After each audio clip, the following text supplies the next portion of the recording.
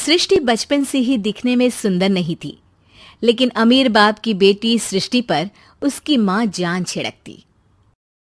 मेरी बेटी कितनी प्यारी है, भगवान सबको सृष्टि जैसी बेटी दे। सृष्टि धीरे धीरे बड़ी होती है। एक दिन सृष्टि की सहेली कहती है, तू दिखने में कितनी अजीब सी है, लेकिन मैं जानती हूँ हम सब में सबसे अच्छी शादी तो तेरी ही होगी। तेरे पापा अमीर जो है। और बता नहीं सकते यार, दहेज तो हर कोई देता है, ये क्या ज्यादा ले जाएगी अपने पति के लिए? अरे बड़े शहर में कोठी है इसके पापा की। अरे पापा की है ना, कौन सी इसकी है? इसकी होती तब तो कोई भी लड़का इससे शादी कर लेता। अरे पापा की मतलब पापा की है तो मेरी ही है ना? किसने कहा? अब तेरी तो तब होगी ना जब तेरा भाई ना हो। वैसे भी शादी के बाद सारी प्रॉपर्टी भाई के नाम होती है। सृष्टि समझ जाती है कि उसे किसी भी हालत में माँ बाप की सारी प्रॉपर्टी को अपने नाम करना है, लेकिन कैसे? एक दिन सृष्टि का भाई शीनू कहता है, बहन क्या कर रही है? तुझसे एक बात करनी है। अरे हाँ हाँ करना, मैं तो तेरी बहन हूँ। बहन मेरी लाइफ में ना एक लड़की है, बहुत अच्छी है। मैं सोच रहा हूँ माँ और पापा से बात करूँ शादी के लिए। सृष्टि को समझ में आ जाता है कि भाई की शादी होते ही भाभी उसे एक दिन भी घर में बर्दाश्त नहीं करेगी। क्या बात है भाई, बताना कौन है वो? यार वो बहुत अच्छी लड़की है, पढ़ी लिखी है, मेरे साथ जॉब भी करती है। बस एक प्रॉब्लम है। प्रॉब्लम? क्या प्रॉब्लम है भाई? यार वो शादीशुदा है, लेकिन उसके पति ने उसे सिर्फ इसलिए छोड़ दिया क्योंकि उसके माँ बाप दहेज नहीं दे पाए। सृष्टि ये सुनकर न जाने क्यों खुश हो जाती है। अरे भाई तो क्या हुआ, लड़की तुझे तो पसंद है ना? शीनू को लगता है कि बहन उसे समझ रही है। वो इस बात से अनजान होता है कि उसकी बहन की मंशा पूरा घर हड़पने की है। सृष्टि अपनी माँ से कहती है, मम्मी मुझे तो बहुत चिंता है, पता है शीनू क्या कर रहा है? अरे क्या कर रहा है, वो तो काम पर जाता है और वापस घर आता है। नहीं ना माँ, वो यही तो नहीं कर रहा, बाकी सब कर रहा है। आपको पता है उससे प्यार है, और वो भी एक शादीशुदा लड़की से। ये क्या हो गया, मैं सोसाइटी में क्या मुंह दिखाऊंगी? अरे तेरे पापा तो यही कहेंगे कि मैंने ही उसे बिगाड़ दिया है। माँ देखो, मेरी बात मानो, पापा पर भी विश्वास करने की जरूरत नहीं है। अब आप ही बताओ, पापा इतनी देर घर के बाहर रहते हैं क्यों, बोलो? अरे बेटा वो तो नौकरी करते हैं ना। तू बहुत भोली है माँ, पापा का ऑफिस तो 7 बजे खत्म हो जाता है, लेकिन देखो कितनी देर से आते हैं।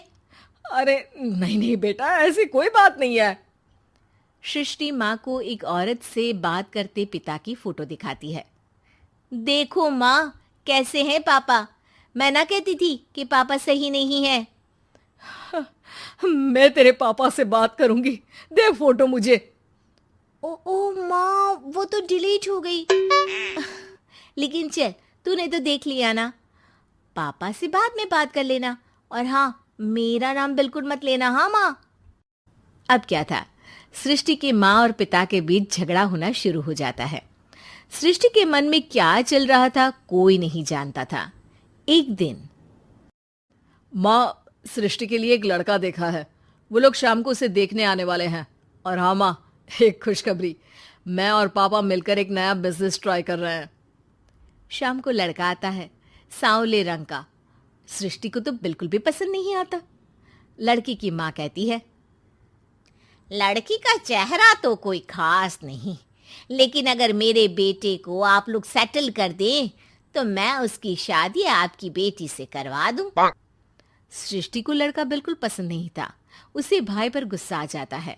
लड़के वालों के जाने के बाद कहती है, माँ देखा शीनू मेरे लिए कैसा लड़का लेकर आया, न दिखाने लायक न सुनने लायक, सेटल भी नहीं, वो भी हम करे।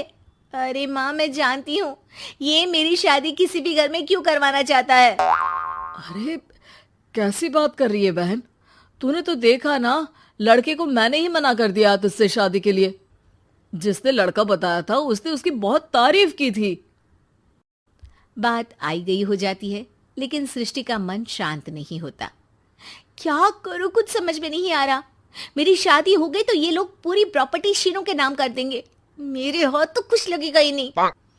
तभी सृष्टि को आइडिया आता है। वो किसी वकील को फोन करती है। जी देखिए, अगर आपके मम्मी पापा का तलाक हो जाता है तो आपके पिता की आधी प्रॉपर्टी आपकी माँ के नाम हो जाएगी, फिर उसे वो किसी को भी दे सकती है। सृष्टि अब माँ को बेटे के खिलाफ भरती है। माँ, शीनू पर नजर रखा करो, वो जिस लड़की के प्यार में है ना वो शादीशुदा है। यहाँ आएगी, सारा पैसा रुपया जमीन जायदाद सब हड़प लेगी। पापा का भी हाल तुमसे छुपा नहीं है। ऐसा ना हो कि मैं और आप एक दिन सड़क पर भीख मांगे।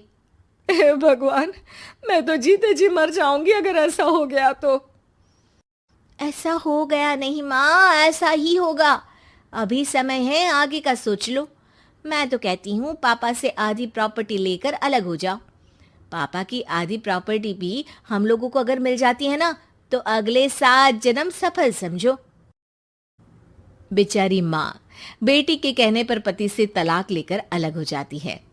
सृष्टि अब पैसों से गाड़ी और अपने दूसरे महंगे शौक पूरे करने लगी। उसके दोस्त भी उसके पैसे इस्तेमाल करते। सृष्टि, कल तुम कहाँ थी? मैं सारा दिन घर पर अकेली थी। तो मैं क्या करूं? मैंने ठेका तो नहीं लिया है ना तुम्हें संभालने का। माँ को सृष्टि से ये उम्मीद नहीं थी। वो बैठकर रोने लगती है। वहीं उसका पति यानी कि सृष्टि के पिता आ जाते हैं। मैं जानता था कि तुम्हारा यही हाल होगा, तो आपने मुझे रोका क्यों नहीं? मैं रोकता तो तुम रुकती क्या? सृष्टि के कहने पर तुमने मुझ पर अपने बेटे पर शक किया, लेकिन तुम ये भूल गई कि कैसे हम दोनों ने मिलकर जीवन में इतना सब खड़ा किया। माँ पति के गले लग जाती है। मुझे माफ कर दीजिए, मैंने आपकी कमाई का एक बड़ा हिस्सा गवा दिया। कोई बात नहीं, तुम साथ हो तो मैं ऐसी 7 प्रॉपर्टी खड़ी कर दूंगा। तभी वहां सृष्टि आ जाती है रोते हुए। माँ, मयंक ने मुझे छोड़ दिया। वो बोल रहा था जब तक मेरे पास पैसे थे तब तक ही वो मेरे साथ था। पापा, माँ, मुझे माफ कर दीजिए।